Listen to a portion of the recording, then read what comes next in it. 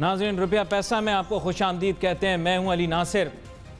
अजीब मनमानी का बाजार लगाया हुआ है ये जो हमारे यहाँ मैन्युफैक्चरर्स हैं ऑटोमोबाइल्स के पाकिस्तान के अंदर, और वो भी मैं बता दूं कि ये मैन्युफैक्चरर खुद को कहते हैं, लेकिन दरअसल ये असेंबलर हैं। यानी कि पुर्जे आते हैं दूसरे ममालिक से, उनको आपस में जोड़ते हैं और जोड़ के गाड़ी बनाते हैं, लेकिन कहते हैं कि हम मैन्युफैक्चरर हैं। मनमानी कीमतों में इजाफा करते हैं, जब दिल करता है कीमत में इजाफा कर देते हैं, और उसका नतीजा ये होता है कि जो सारिफ है पाकिस्तान का, जो कंज्यूमर है ऑटोमोबाइल्स का, यानी कि मैं और आप, हम सब जब गाड़ियां खरीदने के लिए जाते हैं तो हमें गाड़ियां महंगी मिलती हैं। दूसरे ममालिक के अंदर अगर आप देखें, मेरे ख्याल 1.5 घंटे या 1.25 घंटे की मुसाफत में दुबई में, तो इन्हीं गाड़ियों की कीमत जो है वो या तो हाफ है या 1/3 है, डिपेंडिंग ऑन द लेवल। और मैं इसकी एग्जैक्ट भी नहीं कह रहा, लेकिन एम ये है कि वो अमीर हैं ममालिक जिनकी मैं बात कर रहा हूँ, मशरिक़ वस्ता वाले, और हम एक गरीब मुल्क हैं और हमारे यहाँ गाड़ियाँ इतनी ज़्यादा महंगी। और मैयार देखें तो आज भी इंपोर्टेड जापानी गाड़ी को लोकली मैन्युफैक्चर्ड गाड़ी के साथ खड़ा कर दिया जाए या लोकली असेंबल्ड गाड़ी जैसे मैं कहूँगा उसे, तो दोनों का कंपैरिजन क्वालिटी का करके देख लीजिएगा। चाहे वो गाड़ी का कांच हो या दरवाजे पे लगा हुआ पेंट, या फिर गाड़ी के अंदर मौजूद सीटें हों या ड्राइविंग कंफर्ट हो, उसके अलावा इंजन का भी कंपैरिजन करके देख लें। जापान से इंपोर्ट की गई गाड़ियां जो कि 5-5, 10-10 साल पुरानी हैं, उनके ड्राइविंग की जो कंफर्ट है, जो ईज है, जो सड़क पर गाड़ी चलाने पे, जबकि जापानी गाड़ियां जो होती हैं वो इंग्लिश सड़कों पे चली हुई होती हैं, माजरत के साथ जापानी सड़कों पे चली हुई होती हैं, जो कि बिल्कुल स्ट्रेट होती हैं, साफ सुथरी होती हैं। वहां पर पार्किंग भी बड़े लिहाज और अंदाज से की जाती है। और पाकिस्तान के अंदर रफ रोड्स हैं, उसके बावजूद वो इंपोर्टेड गाड़ियां ऐसी कारकर्दगी दिखाती हैं कि लोग हमारे हैरान रह जाते हैं। हैरानगी की बात यह है कि उनकी कीमतें अभी भी मुनासिब हैं और हमारी कीमतें अभी भी ज्यादा। इस अनैमली को आज सॉल्व करने की कोशिश करते हैं, कुछ समझने की कोशिश करते हैं आखिर ये माजरा है क्या। और ये बिग 3 वाला जो एक मामला शुरू हुआ है, बिग 3 ये क्या है, इसके बारे में हम बात करेंगे। हमारे साथ जो हैं वो मेहमान मौजूद होंगे, उनका तारुफ कराता चलूं। सबसे पहले जनाब HM शहजाद, चेयरमैन हैं all Pakistan motor dealers association के, इनको वेलकम करता हूं शो में। और हमारे साथ होंगे जनाब मशहूद अली खान साहब, जो कि पापाम के साबिक चेयरमैन हैं। इन दोनों को वेलकम करते हैं शो में। और जनाब गुफ्तगू का आगाज़ करते हैं HM शहजाद साहब आपसे। HM शहजाद साहब, मुझे आप ये बताइएगा, हैरानगी की बात यह है, सबसे पहले तो मुझे इस चीज़ का आप क्लियर करें कि मेरे मुल्क के अंदर जो गाड़ियाँ मिल रही हैं उनकी कीमतें ऐसी हैं कि मैं परेशान हो गया उनको देख के। नई गाड़ी खरीदने के काबिल और जोगा नहीं रहा गरीब आदमी, अगर मैं उनकी कीमतों की जानिब जाऊं। लेकिन मुझे एक छोटी सी ब्रेक लेनी है, और जब ब्रेक के बाद जब वापस आएंगे तो मैं आपको कीमतें बताऊंगा, आप हैरान रह जाएंगे, और दूसरे मालिक के साथ कोशिश करूंगा उसका कंपैरिजन भी करके दिखाऊं। Let's take a short break.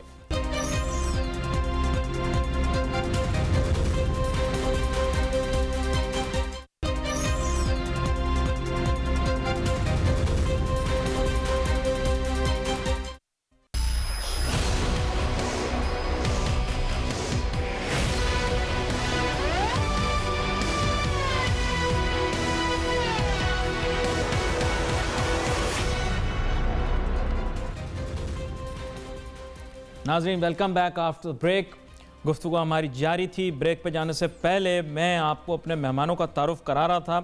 दोबारा से जनाब आपको अपने मेहमानों का तारुफ कराता चलूँ। मेरे साथ मौजूद हैं HM शहजाद साहब, चेयरमैन हैं all Pakistan motor dealers association, और जनाब मशहूद अली खान साहब, साबिक चेयरमैन पापाम। लेकिन इससे कबल के मैं इनसे गुफ्तगू का आगाज़ करूँ, मैं कुछ कीमतें आपको गाड़ी की बताना चाह रहा था। गरीब मुल्क पाकिस्तान, जहाँ पर स्टैंडर्ड सेडाउन की कीमतें कितनी हैं। Corolla, Toyota Corolla XLI MT की कीमत अब बढ़ के हो गई जनाबे वाला 20,44,000 रुपए। 20,44,000 रुपए। यह पाकिस्तान एक गरीब मुल्क है, वहां पर यह स्टैंडर्ड सेडाउन की कीमत है XLI, जहां तक मेरा इल्म है। मैं अपने मेहमानों से जानूंगा। और इसके अलावा जनाब यहां पर एक और गाड़ी है करोला LIM, ये माजरत के साथ करोला GLI MT यानी मैनुअल ट्रांसमिशन स्पेशल एडिशन। ये 23,73,000 रुपए की सेडान मॉडल, ये सेडान गाड़ियों का आपको बता रहा हूँ। उसके अलावा ये जो आप लोग देखते होंगे, आपका दिल में हसरत आती होगी, कितनी खूबसूरत टॉप ऑफ द लाइन गाड़ियों के अंदर करोला ग्रैंडी, ये हमारे यहाँ ग्रैंडी कहते हैं, वैसे पढ़ने के अंदर इसको ग्रैंड कह लें आप, CVTSR, ओह, और इसकी कीमत है जनाब 29,99,000। 29,99,000। गरीब मुल्क करोला जो है वो मेरे ख्याल से बैंक सतह पर जिसे कहा जा सकता है स्टैंडर्ड सेडान गाड़ी है। जनाब HM शहजाद साहब, मुझे सबसे पहले तो आपसे ये जानना है कि जनाब वाला हमारा मुल्क है गरीब मुल्क, यहाँ पर मैं कोशिश कर रहा हूँ अभी कि जो कंपनियाँ असेंबल करती हैं, सॉरी मैन्युफैक्चर बार बार मुंह से निकल रहा है, जो कंपनियाँ मैन्युफैक्चर करती हैं लोकली, उनसे मैं जानने की कोशिश करूँ। HM शहजाद साहब, ये क्या हो रहा है मेरे मुल्क पाकिस्तान में? ये गाड़ियाँ 1.5 घंटे पौने 2 घंटे की मुसाफत में दुबई जैसे अमीर मुल्क और इमारात के अंदर इतनी सस्ती मिलती हैं, पाकिस्तान में इतनी महंगी मिलती हैं, ये तो एक अनैमली है। इस सवाल का जवाब दें आप। बात यह है, पहले तो मैं आपका शुक्रिया अदा करूं कि इस मौजू के ऊपर आपने मुझे बुलाया। जब तक किसी भी मुल्क की पॉलिसी और फिर पॉलिसी के ऊपर उसका फोकस आवाम और फिर मुल्क यानी हुकूमत खुद ना हो, तो जो ये बातें आप कर रहे हैं ये ऐसे ही होगा। सबसे पहले हमें अपने मुल्क की आवाम की क़ुव्वत ख़रीद और उसके बाद हुकूमत अपना फ़ायदा देखे, उसके बाद वो जो असेंबलर्स है या वो कारोबारी हजरात है उसका फ़ायदा देखा जाए। लेकिन यहाँ उल्टा हुआ है। आज सुजुकी को मुल्क में आए हुए कोई 30-32 साल हो गए, टोयोटा होंडा को आज आए हुए मुल्क में तकरीबन कोई 25 साल का अरसा हो रहा है। इस 25 साल के अंदर इन लोगों ने इंजॉय किया, एक तो किसी को आने नहीं दिया। अच्छा, फिर पिछले सालों में जो एक इनके ऊपर तलवार थी कि जी डिलीशन प्रोग्राम को कंप्लीट किया जाए, वो डिलीशन प्रोग्राम को ख़त्म करा दिया। डिलीशन प्रोग्राम का मकसद ये था कि डिलीशन प्रोग्राम अगर कंप्लीट हो जाता तो ये मैन्युफैक्चरर के आसान अल्फाज में डिलीशन प्रोग्राम मुकामी तौर के ऊपर तमाम पुर्जा जात की तैयारी करके गाड़ी को मुस्तकिल और मुकम्मल बुनियादों पर पाकिस्तान में बनाना। सही बोलो? ये डिलीशन बिल्कुल, अच्छा बिल्कुल एग्जैक्ट यही है जी। ये हुआ नहीं, बल्कि जो कुछ चीज़ें इनको यहाँ बनाने की पाबंदी थी पिछले 4-5 साल पहले, उस पे से ये पाबंदी हटा दी गई। अब ये मर्जी है कि दुनिया के कोई 6-7 मुल्कों से CKD SKD असेंबली ये इंपोर्ट करते हैं और दुनिया की महंगी तरीन असेंबल्ड की हुई गाड़ी पाकिस्तान की आवाम को देते हैं। अभी जो ये फिगर्स आप पढ़ रहे हैं सिर्फ 2017-2018, इसके अंदर इन्होंने 8 से 9 लाख रुपए टोयोटा और होंडा ने माजरत के साथ कीमतें बढ़ा दी। क्या 2017 और 2018 में डॉलर इतना ऊपर चला गया कि इनको 2 साल के अंदर 9 लाख रुपए कीमतें बढ़ानी पड़ी? ये एक सवालिया निशान है। ये पूछेगा कौन? ये आवाम तो अपनी जगह है, हुकूमत पूछेगी, हुकूमत की पॉलिसीज पूछेंगी। जो पिछली कहते हैं हम टैक्स देते हैं, हम नौकरियां देते हैं, हम कीमतें। देखें, ये अच्छी बात आपने की, बिल्कुल ये नौकरियां देते होंगे, लेकिन जो ये फिगर्स कहते हैं ना, उन फिगर्स को अब हम कंपेयर करते हैं। लेकिन मैं चाहूंगा यहां पर मशहूद अली खान साहब को भी गुफ्तगू में शामिल किया जाए। मशहूद अली खान साहब, मुझे ये बतलाइएगा कि गाड़ियों की कीमत के अंदर होशरबा इजाफा हो जाता है, इसके पीछे जो है क्या लॉजिक इस्तेमाल होती है और उसका इवेल्युएशन क्राइटेरिया क्या है? पेट्रोल की कीमत बढ़ती है तो सवाल व जवाब जो है उनका सिलसिला होता है। कोई भी शख्स, इस तक के दूध वाला भी दूध की कीमत बढ़ाना चाहता है तो उसको 100 एक्सप्लेनेशन देनी पड़ती हैं। गाड़ी वाला गाड़ी की कीमत बढ़ाता है तो वो कोई खास एक्सप्लेनेशन देने का मजाज नहीं है। क्यों? अस्सलाम वालेकुम। आप लोगों का बहुत शुक्रिया। जब तक हैं तब तक आप लोगों के साथ दिन करने की कोशिश करेंगे। देखिए, बात यह कि अगर तो सबसे पहले तो हमें रूट कॉज की तरफ बात करनी चाहिए। रूट कॉज ये है कि ये प्राइसेस इंक्रीज किस वजह से हो रही है। हम जनवरी 2018 की बात कर लेते हैं। उस वक्त डॉलर 111 रुपए का था। आज जनवरी 2019 है और आज एक डॉलर जो है वो 140 रुपए के लगभग आ गया। ये जो इन्फ्लेशन है, देखिए इन्फ्लेशन आपका इम्पैक्ट करता है आपकी रॉ मटेरियल की प्राइसेस पे, चाहे वो डोमेस्टिक हो प्रोडक्ट में अगर आप असेंबली कर रहे हैं, रॉ मटेरियल्स इंपोर्ट कर रहे हैं। और अनफॉर्चुनेटली पाकिस्तान की जो इकोनॉमी है वो इंपोर्ट बेस है, वो अभी लोकल मैन्युफैक्चरिंग पे नहीं है। आप बात कर रहे हैं कि यार ये लोग मैन्युफैक्चरर्स हैं या असेंबलर्स हैं। दुनिया में 211-212 मुल्क हैं। 211-212 मुल्कों में ये जो असेंबलर्स होते हैं यही मौजूद होते हैं, मैन्युफैक्चरर तो हम होते हैं, हम ऑटो पार्ट मैन्युफैक्चरर्स बनाने वाले, जो रियलिटी में आपके पाकिस्तान में टेक्नोलॉजी को भी लेकर आ रहा है और ह्यूमन रिसोर्सेज डेवलप भी कर रहा है। ऐसी सूरत हाल में मेरा सिर्फ एक कहना है, अगर हम वाकई सिंसियरिटी के साथ एज ए नेशनल स्पिरिट बात कर रहे हैं तो हमारा सिर्फ एक हिस्सा है, इस वक्त पाकिस्तान को अपना इंपोर्ट बिल कम करना है। उसके लिए हम सब लोग सर जोड़ के बैठे कहते हैं। मैं मिसाल, मैंने कल भी एक जगह बात की थी, मैंने आपसे कहा कि पाकिस्तान में रॉ मटेरियल प्लास्टिक के दाने आते हैं जिससे हम गाड़ी के पार्ट्स बना रहे हैं, हम जिससे फार्मास्यूटिकल की प्रोडक्ट बना रहे हैं, कंज्यूमर प्रोडक्ट बना रहे हैं। हमारे यहाँ नाप का एक प्रोडक्ट है जो कि निकलती है, हम एक्सपोर्ट करते हैं, उसके बाद वैल्यू एडिशन दूसरा मुल्क करता है और वो उसे पाकिस्तान में लाता है जिससे हम इंपोर्ट कर रहे हैं, जिससे ये प्रोडक्ट बन रही है। हम क्यों नहीं अपने इंपोर्ट, और इसका मैं बताऊं सालाना 2.5 बिलियन US$ की इंपोर्ट है पाकिस्तान की, अगर हम इसको रिड्यूस करेंगे हमारा इंपोर्ट बिल भी कम होगा, हमारी लोकल प्रोडक्ट भी कम होगा। सर ये बहुत अच्छी बात आप कर रहे हैं, आप बहुत अच्छी बात कर रहे हैं। इसके लिए इंजीनियरिंग बोर्ड बनाया था, उसका पता नहीं क्या हुआ, मैंने सुना है शायद वो जो है वो कहीं हवा में जो है वो पहले मुअल्लक रहा, फिर उसके बाद महलूल हो गया, जहां तक मुझे याद पड़ता है। पाकिस्तान के अंदर हम सिर्फ दावे कर सकते हैं 25 करोड़ को दूध बनाने वाला चौथा बड़ा मुल्क, आटा पैदा करने वाला 5वां बड़ा मुल्क, लेकिन माजरत के साथ एक गाड़ी नहीं बना सके आज तक, और गाड़ी नहीं बना सके उसके कसूरवार आप पूरे मुल्क को नहीं ठहरा सकता। इस वक्त ये बड़ी अच्छी मंतक आप लॉजिक दे रहे हैं मईशत दानों वाली, लेकिन मैं आपसे ये जानना चाह रहा हूं सर, गाड़ी की कीमतों के अंदर जब इजाफा होता है तो सवालिया निशान आता है, उसके जवाब के अंदर एक्सप्लेनेशन कौन देगा? मैं ये पूछ रहा हूं आपसे, छोटी सी बात। क्या आप बेशक पूछ रहे हैं सर, ये तो गवर्नमेंट इदारा देगा ना। आपने अभी बात की जो दूध की प्राइस बढ़ जाती है तो वो करता है, तो गवरमेंट का अधिकार, गवर्नमेंट इसको पूछेगी, बिल्कुल गवर्नमेंट, ये मैं आपसे जानना चाह रहा हूं सर। ये गवर्नमेंट का ये एरिया है कि वो प्राइसेस को कंट्रोल करे। बिल्कुल, बहुत अहम बात है। उसको देखिए किस तरह से कर सकते हैं, मगर ये आप और मैं, हम लोग तो नहीं कर सकते।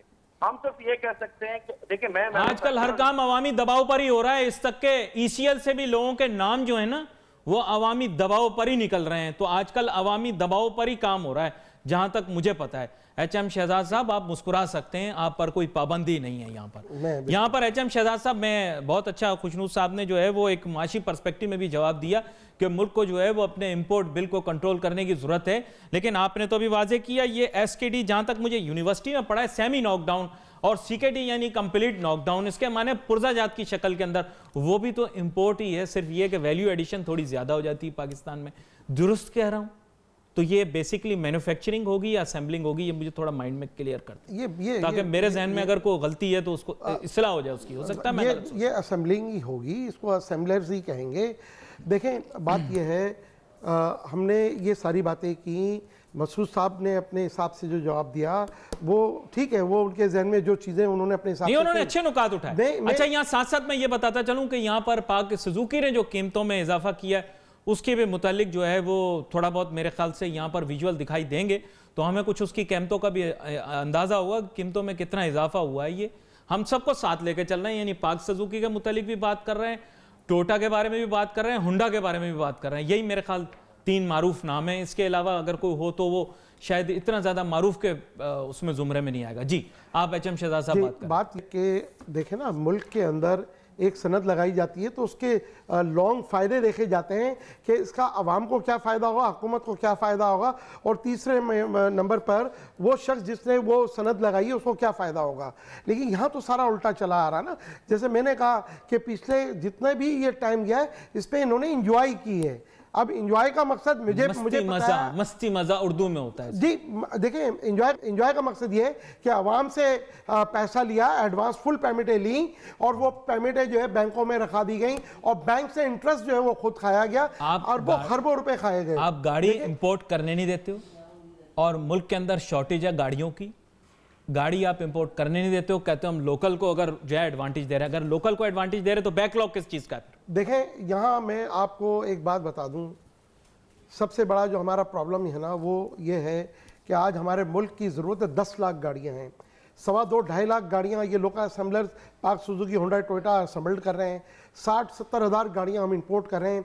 आज पाकिस्तानी बाकी जो 7 लाख लोग हैं वो 10 साल 15 साल 20 साल पुरानी गाड़ियाँ खरीदने पे मजबूर हैं। खड़ड्डी खटारा गाड़ियां चलाने पर मजबूर हो रहे हैं, क्योंकि हुकूमत ने जो ऑटो पॉलिसी दी है वो फेवर नहीं कर रही और हम उसको पोशीदा रखना चाहते। इन एफिशिएंट इंजन्स पाकिस्तान के ऑयल इंपोर्ट बिल में इजाफा करेंगे। यह मेरी बात नोट कर लें। आजकल की एफिशिएंट इंजन्स आ गए, हाइब्रिड इंजन आ गए, ये मुल्क के पेट्रोलियम इंपोर्ट बिल को रिड्यूस करेंगे। यहां पर एक छोटी सी ब्रेक लेंगे, वापस आएंगे, अपने मेहमानों से गुफ्तगू जारी रखेंगे। Let's take a short break.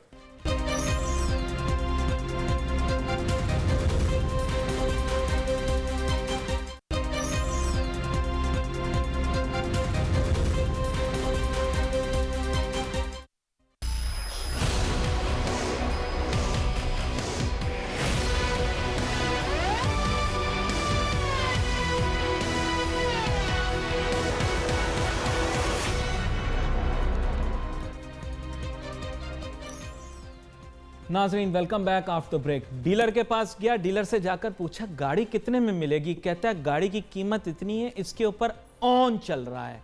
मैंने कहा ये ऑन या ऑफ क्या होता है? मैंने कहा अमूमन तो गाड़ियों पर ऑफ चल रहा होता है, यानी डिस्काउंट वगैरह। अमेरिका जाओ तो गाड़ियां सस्ती मिल रही होती हैं, ऑफ दे रहे होते हैं कीमत पर। यहां पर ऑन चल रहा है। उसने कहा साहब लाखों रुपए का लोग ऑन देने के लिए तैयार हैं, देना है तो दें, नहीं तो चलें यहां से। आपके पीछे कतार में और भी बहुत लोग खड़े हैं। जनाब मशहूद अली खान साहब, ये जो प्रीमियम कल्चर है पाकिस्तान के अंदर, गाड़ी लेने के लिए जाओ तो बैकलॉग में इतनी सारी गाड़ियां मौजूद नहीं कि वो आपको डिमांड को फिल कर सकें, आपका गुजारा हो सके। तो बात ये सप्लाई ना होने की वजह से, ये लोग कहते हैं सप्लाई ना होने की वजह से, डिमांड ज्यादा होने की वजह से लोग प्रीमियम देने तैयार हैं। ये प्रीमियम कल्चर क्या एक मुल्क के लिए अच्छा है, उसकी मईशत के लिए? नहीं, तो इसके खिलाफ तो मैं समझता हूँ कि कई दफा ये बात बारहा बोली गई है।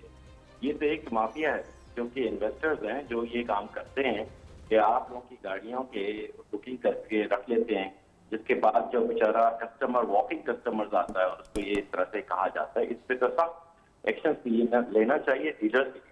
ये डीलर ही रोक सकते हैं, इसलिए कि वो डीलर फ्रंट डेस्क पे बैठे हुए हैं और उनके पास ये इंफॉर्मेशन मौजूद होती है।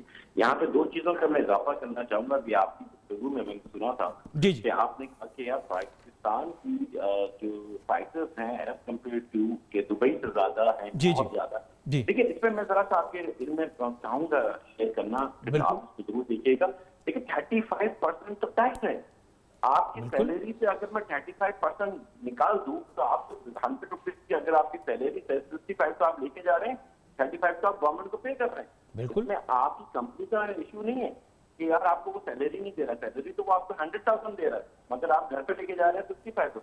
तो यहाँ पे भी जो कस्टमर की गाड़ी की बात की जा रही है, तो 35% अगर आप इमीडिएटली निकाल दें तो आपकी वैल्यू आज आप दुबई से और दूसरी कंट्री से जाके कंपेयर करेंगे तो मैं समझूंगा कि आप देखेंगे कि पाकिस्तान के फायदे तो उनके मुकाबले में फिर कम नजर आएगा। मशहूद साहब, एक चीज मैं आपसे जानना चाहूंगा। आज पाकिस्तान का आपने, क्योंकि माशी तौर पर मुझे लगता है आप वेल क्वालिफाइड हैं, आप मईशत को समझते हैं, आपने पाकिस्तान की इंपोर्ट्स का बात की तो मैं आपको बताता चलूं, पाकिस्तान की इंपोर्ट्स का एक बहुत बड़ा चंक जो है वो ऑयल इंपोर्ट बिल है। ये ऑयल इंपोर्ट बिल का भी एक बहुत बड़ा चंक मैं ये कहूंगा जो आम ऑटोमोबाइल्स में यूज होता है, क्योंकि इंजन पुराने बोसीदा थर्ड क्लास हो जाते हैं वक्त के साथ साथ, तो उनकी कंजम्पशन बढ़ जाती है।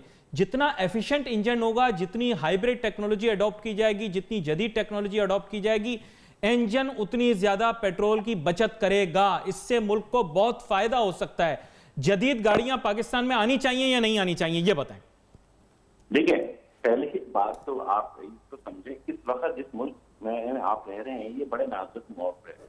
इस वक्त अगर आप इंपोर्ट पे ज्यादा एम्फसाइज करेंगे तो हम इकोनॉमी को स्टेबल नहीं कर पाएंगे। इस वक्त आपको, मुझको और हम सब के लोगों को मिल के यूनिट्स के साथ हमें इंपोर्ट बिल किसी तरह से रिड्यूस करना है। उसमें जो ऑयल की आप बात करें, definitely why not we can produce in Pakistan as well. हम पाकिस्तान में क्यों नहीं कर रहे? और पाकिस्तान में हमारे पास जो गाड़ियां अभी इस वक्त चल रही हैं ऑन रोड, क्या वो यूरो 2 तो ओल्ड है, यूरो 4 और यूरो 3 और यूरो 5 की अवेलेबल नहीं है, मार्केट में मौजूद है। मेरा यहाँ पे कहना है कि हमें अभी अपनी इकोनॉमी को सस्टेन करने के लिए हमारी अपनी एनर्जी जो लगानी चाहिए वो ये लगानी चाहिए कि हम अपना इंपोर्ट, चाहे वो ऑयल हो, चाहे वो कमोडिटीज हो, चाहे डिफरेंट चीज हो, उनको रिड्यूस करें और वो रिसोर्सेज फाइंड आउट करें जो पाकिस्तान में मौजूद हैं और उसको हम डेवलप कर सकते हैं। बिल्कुल, ये बहुत आम बात है। मेरे ख्याल से इसके अंदर एक बहुत आम चीज ये है कि लेटेस्ट हाइब्रिड गाड़ी मंगवाई जाए जापान से, और हमारे यहाँ जो लोकल असेंबलर जो गाड़ी बना रहे हैं दोनों को साथ रोड टेस्ट किया जाए और ये चेक किया जाए दोनों की फ्यूल एफिशिएंसी कितनी है, और ये पूरी स्टडी करके पेश करनी चाहिए आवाम को कि क्या माशी तौर पर जदीद गाड़ी मुल्क की मईशत के लिए बेहतर है या लोकली असेंबल्ड। इसमें कोई खामियां बुराई तो नहीं अगर इस तरह का टेस्ट किया जाए? नहीं आप करें सर, ये तो अप टू यू सर, ये तो बहुत अच्छी चीज है। ठीक है, रिसर्च टेस्ट हो जाए, चेक हो जाए भाई क्या ना। रिसर्च को अगर आपने कहेंगे कि बाउंड कर देते, नहीं, मैं तो कहता हूँ रिसर्च करनी चाहिए, डेफिनेटली करनी चाहिए। बिल्कुल, बहुत करें रिसर्च, उसका बेनिफिट मिलेगा। मगर मैं आपको सिर्फ एक बात कह सकता हूँ कि आपकी परचेजिंग पावर इंपोर्ट बेस बढ़ेगी या आपकी इंडस्ट्रियलाइजेशन की बेसिस पे परचेजिंग पावर बढ़ेगी? आप मुझे तो जवाब दें। हाँ, इनको नहीं, इनको हमें लोकल असेंबलर्स को प्रेशराइज भी करना चाहिए कि लेटेस्ट गाड़ियां लाएं पाकिस्तान में। क्यों नहीं आ रही? देखिए, आपने अभी बात बहुत बड़ी कह दी कि 2021 की पॉलिसी के बाद कोई लोग नहीं आ रहे। आपको पता है, आपके फिल्म में मैं जरा सा शेयर करूं कि 7 कंपनीज ऑनलाइन है जो पाकिस्तान में इन्वेस्टमेंट कर रही है। फ्रेश भी तो आ रहा है, आपका कोरियंस भी तो आ रहा है। क्या वो वर्ल्ड स्टैंडर्ड्स पर खड़े हुए नहीं है? जापानीज स्टैंडर्ड्स पर खड़े हुए नहीं है? ये तो आ रहे हैं। देखिए, इनको इंडस्ट्री लगने दें। इन इंडस्ट्री से लोकल इंडस्ट्रीज, मैं लोकल इंडस्ट्री को रिप्रेजेंट कर रहा हूँ ना, मैं गाड़ी सेटल नहीं कर रहा, आप करें, बिल्कुल करें, प्रोवाइड कर रहा हूँ। तो हमारी ऐसी सूरत हाल में ये लोग अगर ये इंडस्ट्रीज लेकर आएंगे तो डेफिनेटली सर हमारी अपनी अपग्रेडेशन होगी, हमारी टेक्नोलॉजी बढ़ेगी, हम ह्यूमन रिसोर्स को डेवलप कर सकते हैं, हम टेक्नोलॉजी को पाकिस्तान में ला सकते हैं। बहुत आम बात है। नहीं होगी, ना टेक्नोलॉजी आएगी, ना ह्यूमन रिसोर्स आएगा, ना परचेसिंग पावर बढ़ेगी। आप अपनी गाड़ी की बात करें, मैं तो कहता हूँ कल आप साइकिल भी नहीं खरीद सकेंगे अगर आप इसी तरह एक्सपोर्ट को बढ़ाते चले।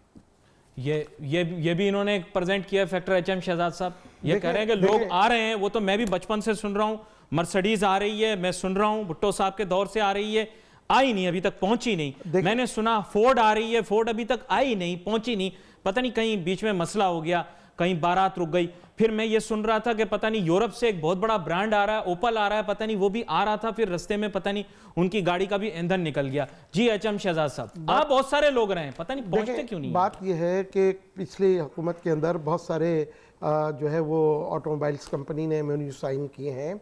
अच्छी बात है वो आए, जब तक वो नहीं आते तो इनका मुकाबला कौन करे जो पीछे कई अरसे से ये लोगों का खून पी रहे हैं ना।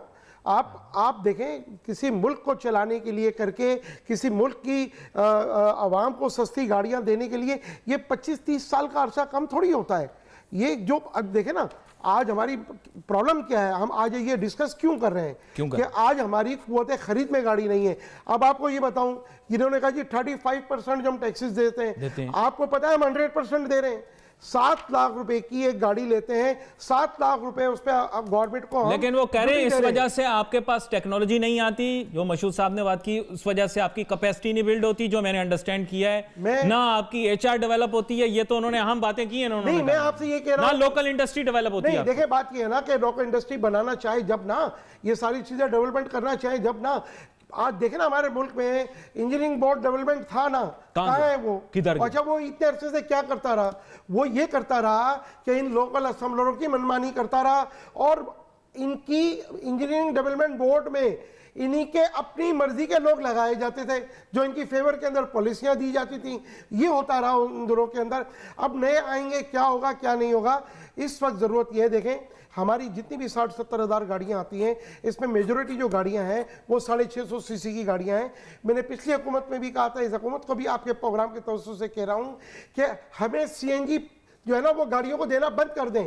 ये जो 650 सीसी की गाड़ी है, ये अगर 60,000 गाड़ियां आ रही हैं हमारी बाहर से टीआर बैगेज गिफ्ट के अंदर, 50,000 के करीब जो गाड़ियां हैं वो 650 और 1000 सीसी की गाड़ियां हैं। ये एक तो पोल्यूशन फ्री है, फिर इनका एवरेज जो है, पेट्रोल एवरेज इतना शानदार है कि हमें हुकूमत को चाहिए कि इन छोटी गाड़ियों के ऊपर तवज्जो देना चाहिए। लेकिन उससे आम आदमी को गाड़ी मिल जाएगी भाई ना एचएम शहजाद साहब, उससे आम आदमी के पास गाड़ी आ जाएगी। और आम आदमी के पास गाड़ी आ जाए, ये कैसे हो सकता है? गाड़ी तो सिर्फ बहुत रिच आदमी के पास, आम आदमी के पास गाड़ी नहीं आनी। देखें, इस बात से जो है आम आदमी सही नहीं होता, ये पॉलिसी बनाने वाले सोच रहे हैं। आम आदमी को गाड़ी क्यों दे रहे हैं? आम आदमी बेचारा सड़क पे धक्के खाए, बसों में धक्के खाए, आम आदमी बाइक पे घूमे, आम आदमी को गाड़ी क्यों दे रहे हैं? अली भाई, मैं देखें, मसूद खान साहब भी मेरी बात से एग्री करेंगे इस वक्त जो ये 650 सीसी की जो पुरानी कार 3 साल पुरानी आ रही है, इसका इतना शानदार पेट्रोल एवरेज है, रोड सेफ्टी स्टैंडर्ड देखें, उसमें लग्जरियत देखें। अच्छा, फिर हुकूमत को उस पर ड्यूटी कितनी मिल रही है? वो सिर्फ ये कह रहे हैं, उनके कहने में सिर्फ ये फर्क है, वो कह रहे हैं क्या हम मुकामी तौर पे नहीं बना सकते भाई? अरे भाई नहीं आप बना इनको सकते। मजबूर करें लोकल असेंबलरों को। अली साहब मुझे कहने दें यार प्लीज। अच्छा, देखिए बात ये है कि 650 सीसी की गाड़ी हमारे मुल्क में कोई बनाता नहीं है, उसका कोई नुकसान नहीं है। हम लोकल इंडस्ट्री को हेडेक नहीं दे रहे, हम उनको कोई चैलेंज नहीं दे रहे। हमारे मुल्क में एक चीज बनती नहीं है। तो मेरी हुकूमत से अपील है, पेट्रोल आपका बेहतरीन, आपका जो एवरेज की गाड़ियां देती है, आपका पेट्रोल बिल बचेगा और लोगों को क्वोते खरीद में जो है ये गाड़ियां आएंगी। बल्कि पिछले दिनों एक एसआरओ आया है, उसमें आपने पुरानी फ्रिज मंगा ले, एयर कंडीशन मंगा ले। 650 सीसी गाड़ी अगर कितने में मिलेगी? आज अगर तय कर ले, गवर्नमेंट आज अगर ये तय कर ले कि हम 5 साल 6 साल पुरानी, ज्यादा नहीं 10 साल पुरानी ना, 5-6 साल पुरानी अगर ये गाड़ी दें, तो आज भी मैं आपको यकीन से कहता हूं कि 6.5-7 लाख रुपए के अंदर ये गाड़ी आज भी हम आवाम को दे सकते हैं। आज क्या सुजुकी मेहरान जो ये दे रहे हैं, मेरी बात को समझें, पक्की बात। आज भी जी, आज पक्की भी बात करें। मैं पक्की बात कर रहा हूं यहां आपसे। आवाम को लॉलीपॉप दिया गया फेसबुक के ऊपर, 2.5 लाख की चाइना की गाड़ी आ गई, जापान की गाड़ी का मुकाबला करेगी, अगले साल पाकिस्तान में आ रही, पूरा पाकिस्तान डिस्को डांस कर रहा है, पूरा पाकिस्तान भंगड़े डाल रहा है, 2.5 लाख रुपए की कहां गई वो चाइनीज गाड़ी? ऐसे ही आवाम को जनाब मैं अब क्या बोलूं, गैर पार्लिमानी जुबान हो जाएगी। साहब एप्पल टू एप्पल हम बात करें, मुझे एक कंपैरिजन बताने की जरूरत है। आप मुझे बताएं, क्या आवाम को सोशल मीडिया के जरिए ये लॉलीपॉप दिया गया था या नहीं दिया गया था? ये भी एक सोची साजी जो है ना, एक साजिश के तहत ये सारा किया गया, और ये किसने किया ये सबको पता है, और वो सारे लोग जो है वो बेनकाब भी हो गए और सामने भी आ गए। बात ये है, आज आपको आवाम को मैं माजरत के साथ मशहूद साहब के मैं जो हूं वो इख्तितामी कुछ कलमात लेना चाह रहा हूं, फिर आपसे बात करके बात खत्म करेंगे। जनाब मशहूद साहब, आपने गुफ्तगू सुनी, यहां पर इंपोर्ट ओरिएंटेड पॉलिसी की बात हो रही है। मैं चाह रहा हूं जरा एक जुमला आप भी इस मुतालिक जरा बात करें। देखिए, मैं मुख्तसर कर देता हूँ क्योंकि टाइम शॉर्ट है। किसी भी मोटर ऑटोमोबाइल इंडस्ट्रीज में इंडस्ट्रियलाइजेशन के लिए 3 एरियाज में आपको सोचना पड़ेगा। ट्रांसपोर्ट जो व्हीकल्स हम ला रहे हैं, जैसे नई गाड़ियां, नए आपने किया का नाम ले लिया सर, जल्दी सम अप करना। तीसरी चीज रोड इंफ्रास्ट्रक्चर आपको डेवलप करना पड़ेगा, पब्लिक ट्रांसपोर्ट डेवलप करनी पड़ेगी।